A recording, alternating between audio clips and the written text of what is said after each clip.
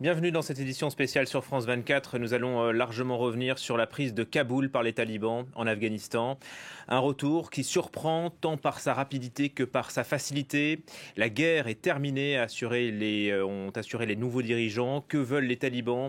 Quel est leur agenda? Quelles relations veulent-ils avec le reste du monde? On posera ces questions à Sonia Ghezali à Kaboul, Bruno Darou, notre spécialiste international déjà en plateau. Bonjour Bruno. Bonjour Julien. D'abord direction l'aéroport de Kaboul. Il est devenu l'épicentre de la crise. Depuis l'aube, ils sont des milliers de civils à y affluer, mais les vols commerciaux sont annulés par crainte de pillage. L'armée américaine tente d'encadrer la foule. Christophe Dansette. Sur le tarmac de l'aéroport commercial de Kaboul, des centaines de civils. Terrifiés par la prise de contrôle des talibans, ils espèrent pouvoir monter à bord des rares vols prévus ce lundi en direction de Dubaï, d'Istanbul ou encore de New Delhi. À l'extérieur, d'autres habitants cherchent à accéder à l'enceinte. Des tirs de sommation de soldats américains résonnent. Ici, ce sont les personnels diplomatiques qui sont rassemblés en attendant une évacuation. Américains, mais aussi espagnols, italiens comme ici, ou encore français. 2 avions de l'armée française doivent procéder à des rotations en direction d'Abu Dhabi dès ce lundi soir. Dans la capitale, la zone verte, le quartier diplomatique ultra sécurisé jusqu'à samedi, est désormais quasi désert. Aucun étranger ou presque n'est resté, et ce sont des soldats talibans qui patrouillent les rues. Ces derniers ne rencontraient aucune résistance en s'emparant de Kaboul. Dimanche, le président afghan a fui le pays pour éviter, dit-il, un bain de sang. La façon dont nous avons pu avancer n'était pas attendue. Nous n'avions jamais pensé pouvoir avancer aussi vite. Mais Dieu nous a donné cette victoire. À Kaboul et ailleurs en Afghanistan, une incertitude et une angoisse règnent sur comment vont gouverner les talibans. Ces femmes se demandent déjà si elles pourront continuer de travailler. Ce musicien, quant à lui, redoute de devoir poser son instrument, comme durant la période de terreur il y a 20 ans, avant que les talibans soient chassés du pouvoir par la coalition emmenée par les États-Unis. Et la France a envoyé un premier avion de rapatriement, un C-130 prêté par l'armée britannique. Il s'est posé à l'aéroport de Kaboul il y a plusieurs minutes maintenant. Un autre appareil est attendu en début de soirée, c'est ce qu'affirme la ministre Florence Parly. Plusieurs dizaines de Français seront pris en charge, tout comme 200 Afghans. Bonjour Sonia Ghezali, vous êtes notre correspondante à Kaboul. Vous vous trouvez toujours à l'ambassade de France. Vous attendez votre rapatriement et bien sûr, vous n'êtes pas la seule. Non, oui, effectivement, puisqu'on a environ 250-300 ici à l'ambassade à attendre. La majorité est arrivée hier. Une partie d'ailleurs des ressortissants français est partie hier sur le site de l'aéroport militaire de Kaboul, d'où partent les avions d'évacuation. On sent ici l'impatience, bien sûr, parce que la nuit n'a pas été confortable. Tout le monde pensait être évacué hier en fin d'après-midi. Et puis finalement, cela devait être 4 heures du matin. Mais l'hélicoptère ne s'est jamais présenté dans le jardin de l'ambassade. En revanche, des dizaines de personnes se présentent devant les portes de l'ambassade dès le matin. Elles n'ont pas de visa, parfois pas de passeport non plus, mais elles espèrent être secourues par la France. Parmi celles qui a été recueillie dans l'enceinte de l'ambassade de France hier soir, il y a Mina Rezaoui. C'est une femme propriétaire d'un café mixte et branché de Kaboul. C'est un symbole de l'émancipation des femmes ici en Afghanistan. Une femme qui s'exprime beaucoup dans les médias, qui n'a pas peur de dire ce qu'elle pense. Et donc elle fait partie de ce flot de réfugiés, on peut dire, qui souhaitent ardemment que la France les prenne en charge, en tout cas leur propose un abri. On a aussi ici, on voit aussi des artistes, des personnes qui veulent tout simplement vivre libre et qui ont peur de replonger dans l'obscurantisme qui a été imposé et vécu lors du régime taliban entre 1996 et 2001. Sonia, dites-nous ce qu'il se passe à l'extérieur de l'ambassade. On sait que les talibans maintenant sont désormais partout à Kaboul. Quelle est la situation dans la capitale ? On peut dire que Kaboul est étrange calme, mais en même temps terrifiante. Le calme dure un certain temps et puis soudain, vous apprenez qu'il y a des tirs à l'aéroport et que des personnes ont été tuées.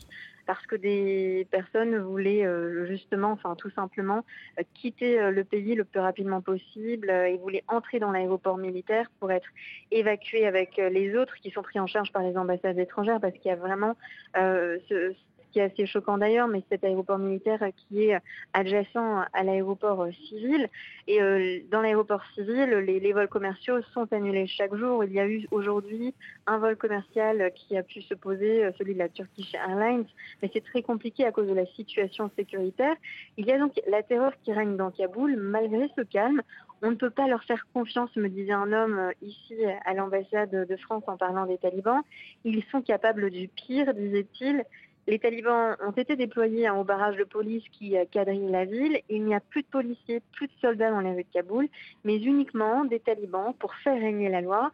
Mais cela ne les empêche pas de piller des maisons. Et selon certains habitants de Kaboul, cela arrive souvent dans certains quartiers. Aujourd'hui, ils sont entrés dans les locaux de la Commission afghane indépendante des droits de l'homme.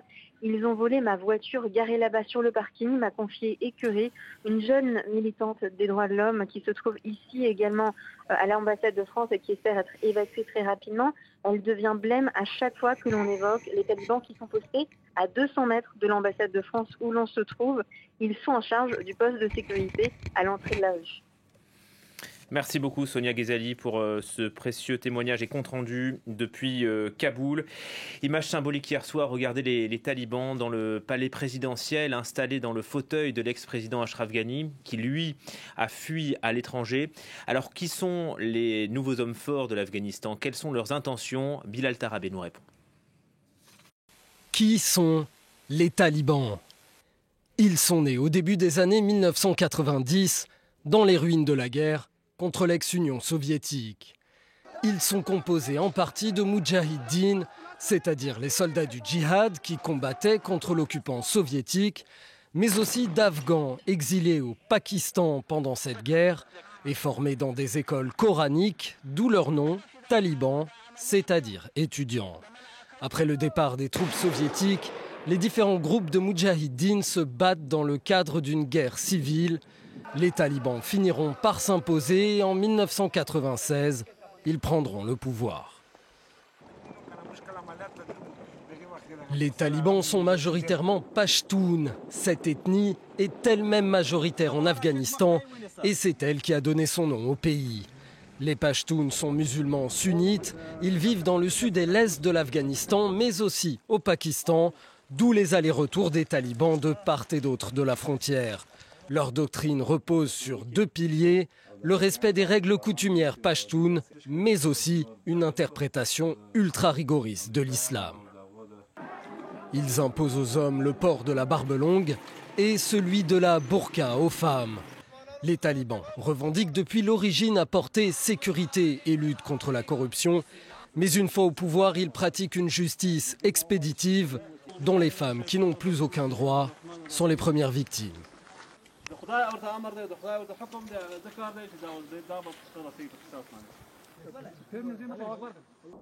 En 2001, les États-Unis envahissent l'Afghanistan et renversent le régime des talibans, coupables de ne pas vouloir livrer Oussama Ben Laden, l'auteur des attentats du 11 septembre.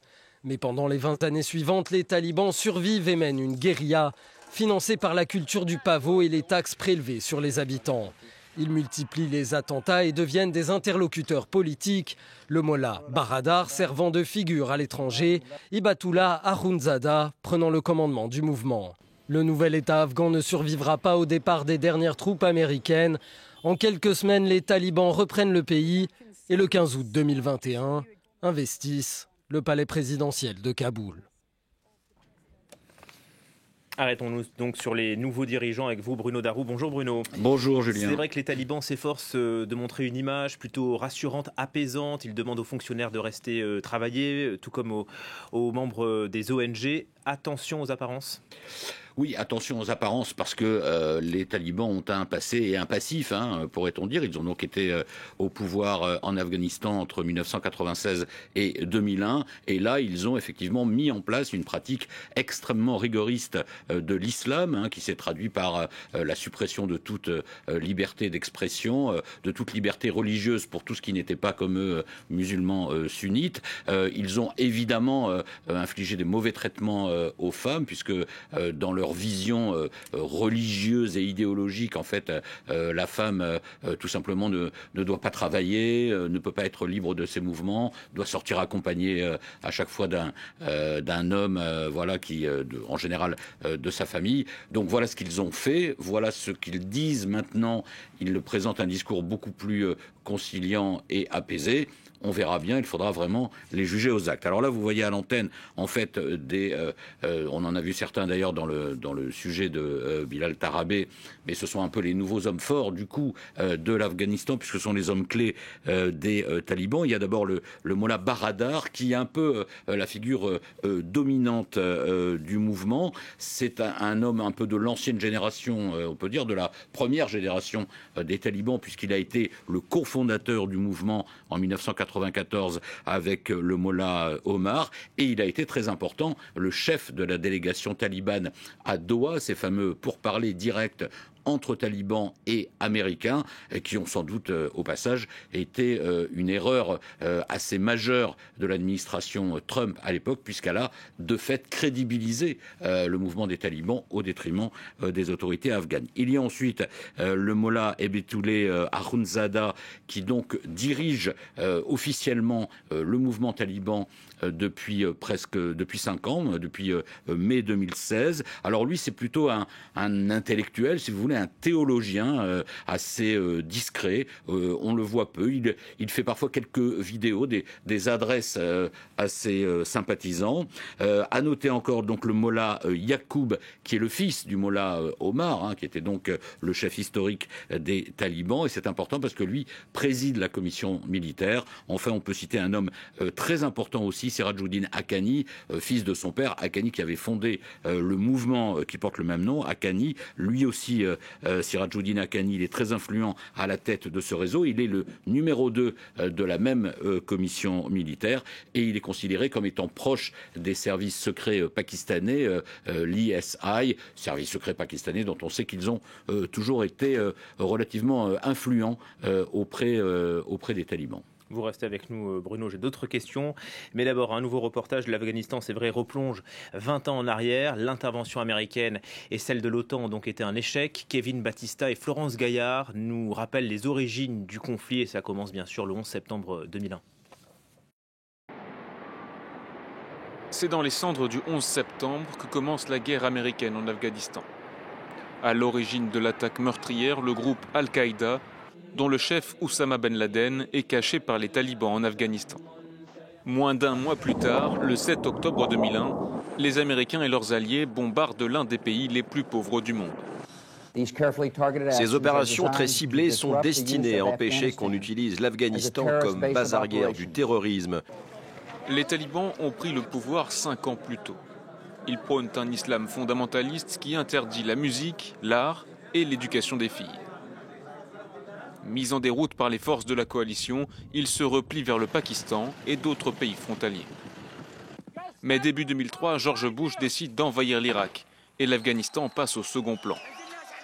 Le pays est désormais dirigé par un opposant aux talibans, Hamid Karzai, et connaît des élections démocratiques. Le problème, c'est que les talibans n'ont pas disparu. Au contraire, ils combattent les chefs de guerre et organisent la résistance. Grâce à la drogue et à d'autres trafics, ils disposent d'une manne de près d'1 milliard d'euros par an. À Washington, Barack Obama a succédé à George Bush et promis de rapatrier les GIs. Mais face à la dégradation de la situation sécuritaire, il est contraint d'envoyer toujours plus de soldats. Ils sont 100 000 en 2010, auxquels s'ajoutent quelques 50 000 militaires d'autres pays. Le monde ne peut pas se permettre de laisser l'Afghanistan glisser à nouveau dans le chaos et de laisser les mains libres à Al-Qaïda. Mai 2011, les forces américaines tuent Oussama Ben Laden dans sa cage pakistanaise. Pour Washington, la mission est accomplie et le retrait commence. En 2014, la mission de l'OTAN prend fin, mais quelques troupes restent pour soutenir les forces afghanes en manque de moyens et de formation. De leur côté, même après l'ouverture de pourparlers de paix, les insurgés islamistes continuent les attaques en ville comme à la campagne et s'emparent de toujours plus de régions. Les forces étrangères doivent d'abord quitter l'Afghanistan. Alors seulement, la paix sera possible. 20 ans de guerre et un lourd bilan, plus de 20 000 blessés et plus de 3 500 soldats de l'Alliance tombés, dont 90 Français. Côté afghan, on compte environ 65 000 militaires et policiers et près de 45 000 civils tués. Le pays est toujours parmi les plus pauvres et les plus corrompus de la planète.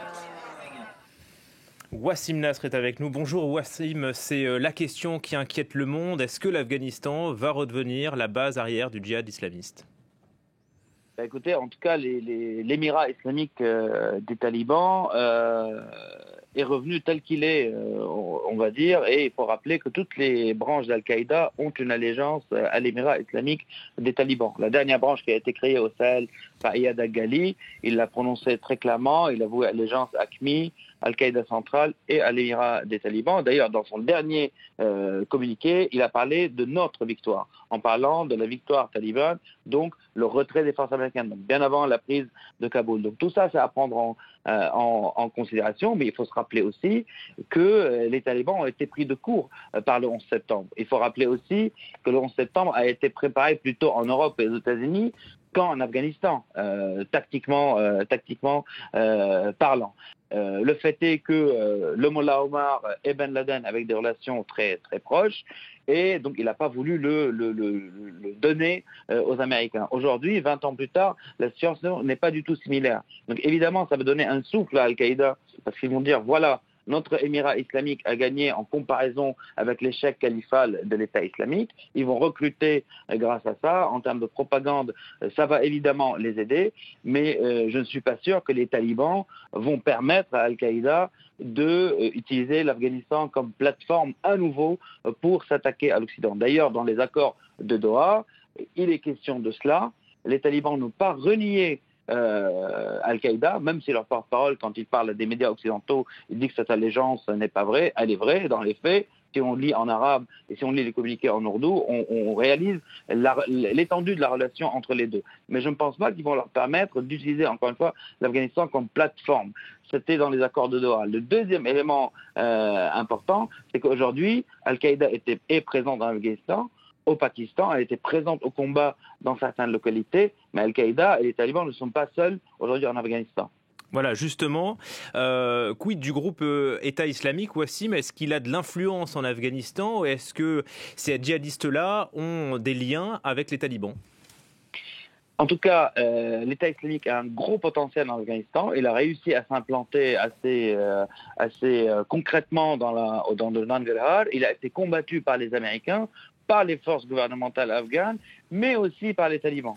Parce que même pendant la campagne taliban, là, pendant le mois d'août, pour la crise du pays, alors qu'ils s'attaquaient aux forces gouvernementales, l'État islamique les attaquait. Donc ils ont pris des attentats, des assassinats, parce que l'État islamique considère les talibans comme des traîtres, comme des apostats, ne serait-ce du fait d'accepter de négocier avec les Américains. Et d'ailleurs, il qualifie la prise de Kaboul d'échange de pouvoir, parce qu'il n'y a pas eu une balle de tirée à Kaboul, à cause de ce qu'on a vu comme débandade, on va dire, des forces locales. L'État islamique accuse les talibans d'avoir fait un accord avec les Américains pour qu'ils prennent le pouvoir. Donc ça c'est assez important aujourd'hui.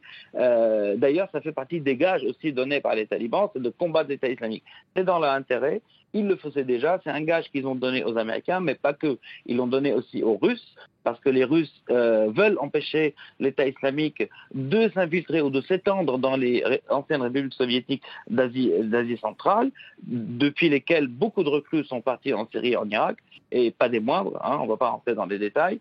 Mais les talibans aussi, voire les Chinois, il y a quelques semaines, ils ont été reçus comme délégation officielle par le ministre des Affaires étrangères chinois, et sur la table, ça a discuté du sort du parti islamique de Turkistan, donc ouïghour, qui a aussi une allégeance aux talibans, qui est présent en Afghanistan mais aussi en Syrie. Donc toute cette situation-là est en développement, on va dire, et si les talibans arrivent à tenir, on va dire, Al-Qaïda sous cloche et continuer de combattre l'État islamique, je pense qu'ils auraient répondu aux attentes, en tout cas, des puissances régionales et internationales. Donc c'est en développement, c'est très tôt pour prévoir, on va dire, comment ça va articuler, mais ça prend ce chemin-là. Donc, dernière chose qui est assez importante, il faut se rappeler encore une fois que les talibans eux-mêmes ont été pris de court par les attentats du 11 septembre. Et Al-Qaïda de Ben Laden il y a 20 ans n'est pas Al-Qaïda de Zawahiri aujourd'hui. Elle n'a pas les mêmes moyens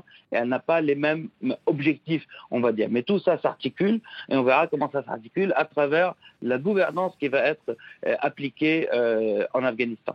Merci beaucoup pour ces explications et précisions. Wassim Nasr, on reviendra dans un instant sur les relations internationales.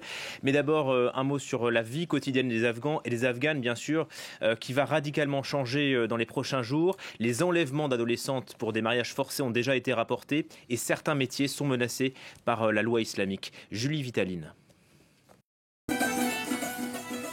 Faire vibrer les cordes d'un Japani pendant qu'il en est encore temps.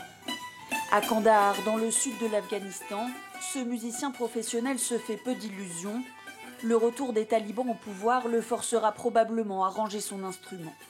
Il y a 20 ans déjà, il avait été frappé pour avoir joué de la musique avec des amis.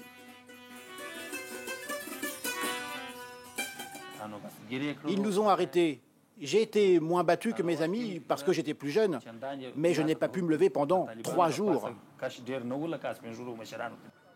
Car pour les talibans, seuls les éloges de Dieu peuvent se faire en musique.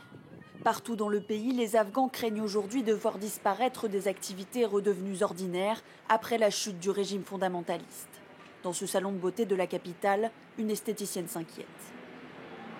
En ce moment, nous, les femmes, nous pouvons être ensemble, travailler, se maquiller. Mais si les talibans reviennent, nous n'aurons plus jamais la liberté que nous avons maintenant. Même la pratique du cerf-volant, très populaire dans le pays, avait été interdite par les talibans. La prise des talibans qui chamboule les relations internationales. Les Russes sont plutôt confiants désormais. Ils disent avoir reçu des garanties de la part des talibans. Ils n'évacuent donc pas leur ambassade. D'ailleurs, une rencontre est prévue demain entre les talibans et l'ambassadeur russe. Les Chinois aussi sont peu soucieux. Ils disent respecter le choix du peuple afghan et Pékin souhaite même des relations amicales avec les anciens rebelles. Écoutez à Pékin Charles Pellegrin.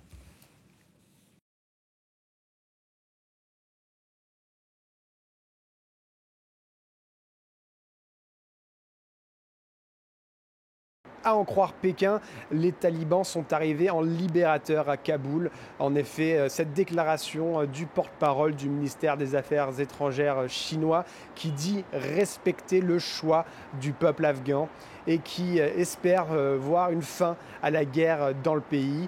Autre espoir, c'est que les talibans honoreront leur promesse faite aux Chinois d'établir un gouvernement islamique ouvert et inclusif et qui assurera la sécurité des Afghans. L'ambassade de Chine à Kaboul qui n'a pas suspendu ses opérations même si la majorité des ressortissants chinois dans le pays sont déjà partis.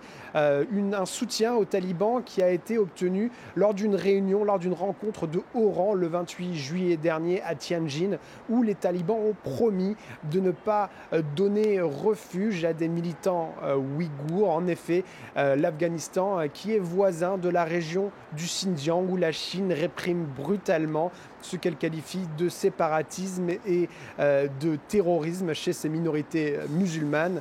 Pour ce qui est de sa politique étrangère, eh bien, la Chine est avant tout pragmatique et le plus important en Afghanistan aujourd'hui, c'est de s'assurer d'une transition stable du pouvoir. Voilà, Charles Pellegrin à Pékin. Les Russes et les Chinois restent donc en Afghanistan. Bruno, à l'inverse, les Occidentaux plient bagages. Il y a vraiment une déchirure. Oui, on peut dire que sans doute là, ce qui est en train de se passer en Afghanistan, c'est la fin quand même de l'influence occidentale et notamment américaine dans ce pays. Alors la fin provisoire, hein. On verra bien ce qui se passe dans les semaines et les mois à venir. Et du coup, ce sont les puissances régionales qui vont récupérer en quelque sorte le poids diplomatique de la gestion de l'Afghanistan. Et il faut noter qu'à la différence quand même de ce qui s'était passé il y a 25 ans, quand les talibans avaient réussi à prendre le pouvoir en 96 à l'issue d'une guerre civile, où ils n'étaient pas très bien préparés, ils étaient vraiment uniquement sur leur agenda hyper religieux. Là, cette fois-ci, qu'il s'agisse de leur stratégie sur le terrain en Afghanistan, ça avait été extrêmement bien préparé, à la différence d'ailleurs au passage de l'armée afghane, et puis une véritable stratégie diplomatique qui a été mise en place en amont de la prise de Kaboul, puisque effectivement ils ont été reçus à Moscou, ils ont été reçus à Pékin. Alors pour le moment, effectivement, et la Russie et la Chine sont plutôt dans une attitude presque positive, à la tonalité positive vis-à-vis des talibans, mais enfin attention, il s'agit de relations diplomatiques, on n'est pas dans le monde des bisounours. Ce qui intéresse les Russes et les Chinois, c'est que les talibans, ça rejoint un peu ce que disait Wassim Nasr tout à l'heure, c'est que les talibans arrivent à maintenir l'activisme notamment de l'organisation État islamique et à empêcher des islamistes radicaux et activistes à l'international d'aller, alors pour les Russes, via le Tadjikistan et l'Ouzbékistan, d'aller en Russie, et pour les Chinois, évidemment, puisqu'il y a un petit bout de la frontière qui est commune entre l'Afghanistan et la Chine, d'aller dans la région où se trouvent les Ouïghours. Donc tout ça va se jouer à l'aune du comportement et de la manière de la gouvernance en interne et de la gouvernance diplomatique en quelque sorte des talibans. Et puis j'ajoute une dernière information, Emmanuel Macron s'adressera aux Français ce soir à 20h sur l'Afghanistan. Merci beaucoup Bruno, on se retrouve dans quelques minutes sur France 24.